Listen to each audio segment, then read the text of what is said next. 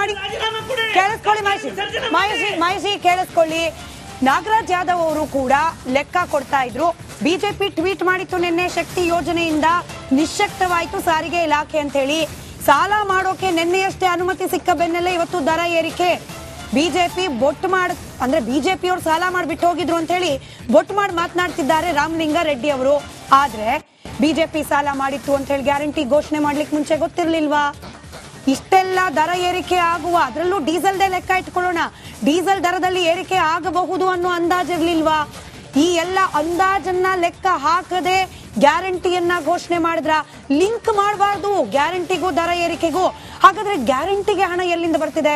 ಸರ್ಕಾರದ ಬೊಕ್ಕಸದ ಅಲ್ಲದೆ ಬೇರೆ ಯಾವ್ದಾದ್ರು ಪರ್ಯಾಯ ಮಾರ್ಗದಿಂದ ಹಣ ಬರ್ತಿದ್ಯೋ? ಮೇಂಟೆನೆನ್ಸ್ಗೂ ಸರ್ಕಾರದ ಬೊಕ್ಕಸವೇ, ಗ್ಯಾರಂಟಿಗೂ ಸರ್ಕಾರದ ಬೊಕ್ಕಸವೇ. ಸರ್ಕಾರದ ಬೊಕ್ಕಸಕ್ಕಾಗ್ತಿರುವ ನಷ್ಟ ಹಾಗಾದ್ರೆ ಸರಿದೂಗಿಸೋದು ಯಾರ ಜವಾಬ್ದಾರಿ? ಬ್ರೇಕ್ ಹೋಗಿ ಬಂದ ಮೇಲೆ ನಾಗರಾಜ್ ಯಾದವ್ ಅವರು, ಉಷಾ ಅವರು ಇದ್ರ ಬಗ್ಗೆ ಮಾತನಾಡ್ತಾರೆ. ಅದಾದ್ಮೇಲೆ ಅಶೋಕ್ ಗೌಡ್ರು ಬ್ರೇಕ್.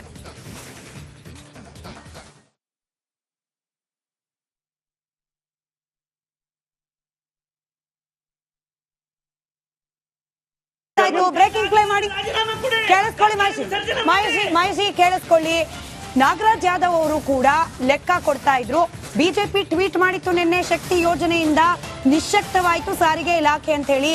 ಸಾಲ ಮಾಡೋಕೆ ನಿನ್ನೆಯಷ್ಟೇ ಅನುಮತಿ ಸಿಕ್ಕ ಬೆನ್ನಲ್ಲೇ ಇವತ್ತು ದರ ಏರಿಕೆ. ಬಿಜೆಪಿ ಬಿಜೆಪಿಯವರು ಸಾಲ ಮಾಡಿಬಿಟ್ಟು ಹೋಗಿದ್ರು ಅಂತ ಹೇಳಿ ಬೊಟ್ಟು ಮಾಡಿ ಮಾತನಾಡ್ತಿದ್ದಾರೆ ರಾಮಲಿಂಗಾರೆಡ್ಡಿ ಅವರು. ಆದ್ರೆ ಬಿಜೆಪಿ ಸಾಲ ಮಾಡಿತ್ತು ಅಂತ ಹೇಳಿ ಗ್ಯಾರಂಟಿ ಘೋಷಣೆ ಮಾಡ್ಲಿಕ್ಕೆ ಮುಂಚೆ ಗೊತ್ತಿರ್ಲಿಲ್ವಾ? ಇಷ್ಟೆಲ್ಲ ದರ ಏರಿಕೆ ಆಗುವ, ಅದರಲ್ಲೂ ಡೀಸೆಲ್ದೇ ಲೆಕ್ಕ ಇಟ್ಕೊಳ್ಳೋಣ, ಡೀಸೆಲ್ ದರದಲ್ಲಿ ಏರಿಕೆ ಆಗಬಹುದು ಅನ್ನೋ ಅಂದಾಜಿರ್ಲಿಲ್ವಾ? ಈ ಎಲ್ಲ ಅಂದಾಜನ್ನ ಲೆಕ್ಕ ಹಾಕದೆ ಗ್ಯಾರಂಟಿಯನ್ನ ಘೋಷಣೆ ಮಾಡಿದ್ರ? ಲಿಂಕ್ ಮಾಡಬಾರ್ದು ಗ್ಯಾರಂಟಿಗೂ ದರ ಏರಿಕೆಗೂ. ಹಾಗಾದ್ರೆ ಗ್ಯಾರಂಟಿಗೆ ಹಣ ಎಲ್ಲಿಂದ ಬರ್ತಿದೆ? ಸರ್ಕಾರದ ಬೊಕ್ಕಸದ ಅಲ್ಲದೆ ಬೇರೆ ಯಾವ್ದಾದ್ರು ಪರ್ಯಾಯ ಮಾರ್ಗದಿಂದ ಹಣ ಬರ್ತಿದ್ಯೋ? ಮೇಂಟೆನೆನ್ಸ್ಗೂ ಸರ್ಕಾರದ ಬೊಕ್ಕಸವೇ, ಗ್ಯಾರಂಟಿಗೂ ಸರ್ಕಾರದ ಬೊಕ್ಕಸವೇ. ಸರ್ಕಾರದ ಬೊಕ್ಕಸಕ್ಕಾಗ್ತಿರುವ ನಷ್ಟ ಹಾಗಾದ್ರೆ ಸರಿದೂಗಿಸೋದು ಯಾರ ಜವಾಬ್ದಾರಿ? ಬ್ರೇಕ್ ಹೋಗಿ ಬಂದ ಮೇಲೆ ನಾಗರಾಜ್ ಯಾದವ್ ಅವರು, ಉಷಾ ಅವರು ಇದ್ರ ಬಗ್ಗೆ ಮಾತನಾಡ್ತಾರೆ. ಅದಾದ್ಮೇಲೆ ಅಶೋಕ್ ಗೌಡ್ರು ಬ್ರೇಕ್.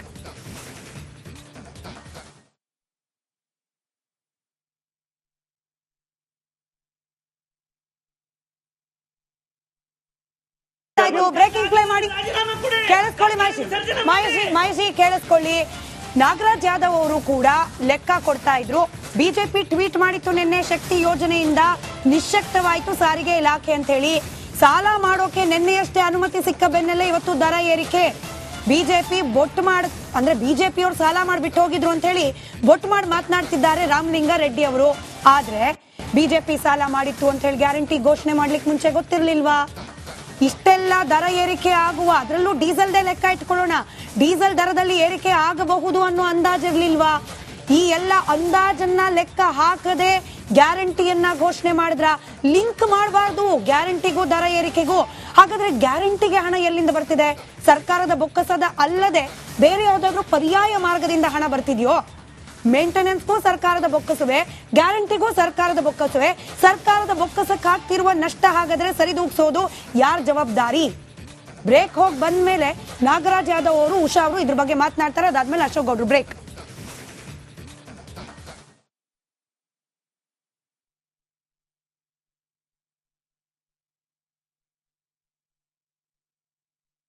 ಬ್ರೇಕಿಂಗ್ ಪ್ಲೇ ಮಾಡಿ ಕೇಳಿಸ್ಕೊಳ್ಳಿ ಮಾಹಿತಿ ಕೇಳಿಸ್ಕೊಳ್ಳಿ. ನಾಗರಾಜ್ ಯಾದವ್ ಅವರು ಕೂಡ ಲೆಕ್ಕ ಕೊಡ್ತಾ ಇದ್ರು.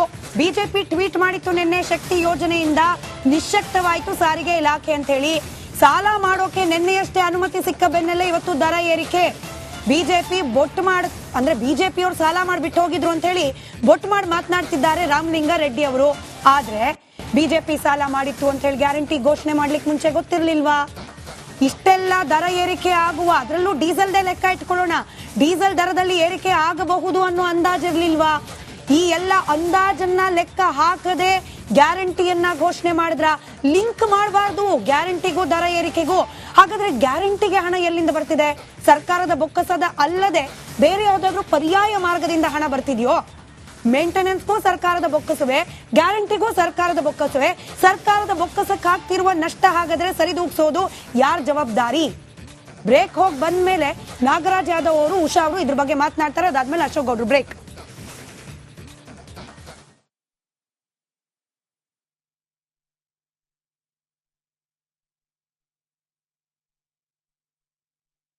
ಬ್ರೇಕಿಂಗ್ ಪ್ಲೇ ಮಾಡಿ ಕೇಳಿಸ್ಕೊಳ್ಳಿ ಮಾಹಿತಿ ಕೇಳಿಸ್ಕೊಳ್ಳಿ. ನಾಗರಾಜ್ ಯಾದವ್ ಅವರು ಕೂಡ ಲೆಕ್ಕ ಕೊಡ್ತಾ ಇದ್ರು. ಬಿಜೆಪಿ ಟ್ವೀಟ್ ಮಾಡಿತ್ತು ನಿನ್ನೆ, ಶಕ್ತಿ ಯೋಜನೆಯಿಂದ ನಿಶ್ಶಕ್ತವಾಯಿತು ಸಾರಿಗೆ ಇಲಾಖೆ ಅಂತ ಹೇಳಿ. ಸಾಲ ಮಾಡೋಕೆ ನಿನ್ನೆಯಷ್ಟೇ ಅನುಮತಿ ಸಿಕ್ಕ ಬೆನ್ನಲ್ಲೇ ಇವತ್ತು ದರ ಏರಿಕೆ. ಬಿಜೆಪಿ ಬಿಜೆಪಿ ಅವರು ಸಾಲ ಮಾಡಿಬಿಟ್ಟು ಹೋಗಿದ್ರು ಅಂತ ಹೇಳಿ ಬೊಟ್ಟು ಮಾಡಿ ಮಾತನಾಡ್ತಿದ್ದಾರೆ ರಾಮಲಿಂಗ ರೆಡ್ಡಿ ಅವರು. ಆದ್ರೆ ಬಿಜೆಪಿ ಸಾಲ ಮಾಡಿತ್ತು ಅಂತ ಹೇಳಿ ಗ್ಯಾರಂಟಿ ಘೋಷಣೆ ಮಾಡ್ಲಿಕ್ಕೆ ಮುಂಚೆ ಗೊತ್ತಿರ್ಲಿಲ್ವಾ? ಇಷ್ಟೆಲ್ಲ ದರ ಏರಿಕೆ ಆಗುವ, ಅದರಲ್ಲೂ ಡೀಸೆಲ್ದೇ ಲೆಕ್ಕ ಇಟ್ಕೊಳ್ಳೋಣ, ಡೀಸೆಲ್ ದರದಲ್ಲಿ ಏರಿಕೆ ಆಗಬಹುದು ಅನ್ನೋ ಅಂದಾಜಿರ್ಲಿಲ್ವಾ? ಈ ಎಲ್ಲ ಅಂದಾಜನ್ನ ಲೆಕ್ಕ ಹಾಕದೆ ಗ್ಯಾರಂಟಿಯನ್ನ ಘೋಷಣೆ ಮಾಡಿದ್ರ? ಲಿಂಕ್ ಮಾಡಬಾರ್ದು ಗ್ಯಾರಂಟಿಗೂ ದರ ಏರಿಕೆಗೂ. ಹಾಗಾದ್ರೆ ಗ್ಯಾರಂಟಿಗೆ ಹಣ ಎಲ್ಲಿಂದ ಬರ್ತಿದೆ? ಸರ್ಕಾರದ ಬೊಕ್ಕಸದ ಅಲ್ಲದೆ ಬೇರೆ ಯಾವ್ದಾದ್ರು ಪರ್ಯಾಯ ಮಾರ್ಗದಿಂದ ಹಣ ಬರ್ತಿದ್ಯೋ?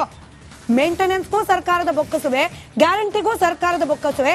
ಸರ್ಕಾರದ ಬೊಕ್ಕಸಕ್ಕೆ ಆಗ್ತಿರುವ ನಷ್ಟ ಹಾಗಾದ್ರೆ ಸರಿದೂಗಿಸೋದು ಯಾರ ಜವಾಬ್ದಾರಿ? ಬ್ರೇಕ್ ಹೋಗಿ ಬಂದ ಮೇಲೆ ನಾಗರಾಜ್ ಯಾದವ್ ಅವರು, ಉಷಾ ಅವರು ಇದ್ರ ಬಗ್ಗೆ ಮಾತನಾಡ್ತಾರೆ. ಅದಾದ್ಮೇಲೆ ಅಶೋಕ್ ಗೌಡ್ರು ಬ್ರೇಕ್.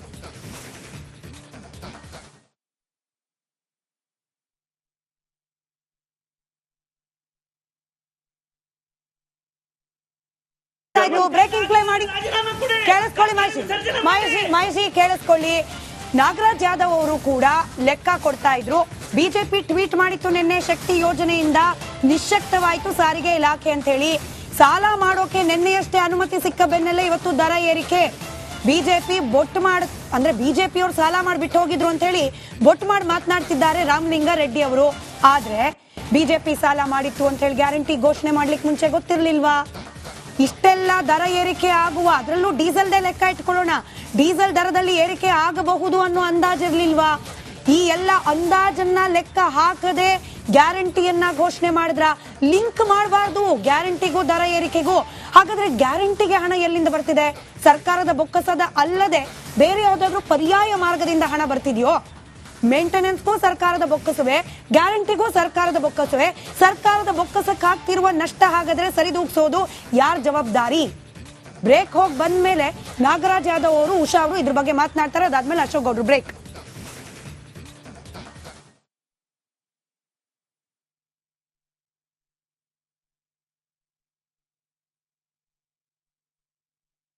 ಬ್ರೇಕಿಂಗ್ ಪ್ಲೇ ಮಾಡಿ ಕೇಳಿಸ್ಕೊಳ್ಳಿ ಮಾಹಿತಿ ಕೇಳಿಸ್ಕೊಳ್ಳಿ. ನಾಗರಾಜ್ ಯಾದವ್ ಅವರು ಕೂಡ ಲೆಕ್ಕ ಕೊಡ್ತಾ ಇದ್ರು. ಬಿಜೆಪಿ ಟ್ವೀಟ್ ಮಾಡಿತ್ತು ನಿನ್ನೆ, ಶಕ್ತಿ ಯೋಜನೆಯಿಂದ ನಿಶ್ಶಕ್ತವಾಯಿತು ಸಾರಿಗೆ ಇಲಾಖೆ ಅಂತ ಹೇಳಿ.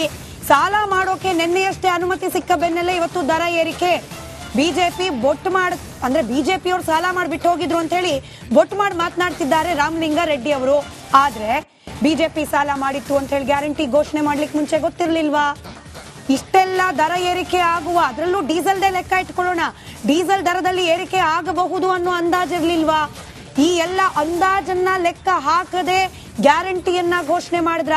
ಲಿಂಕ್ ಮಾಡಬಾರ್ದು ಗ್ಯಾರಂಟಿಗೂ ದರ ಏರಿಕೆಗೂ. ಹಾಗಾದ್ರೆ ಗ್ಯಾರಂಟಿಗೆ ಹಣ ಎಲ್ಲಿಂದ ಬರ್ತಿದೆ? ಸರ್ಕಾರದ ಬೊಕ್ಕಸ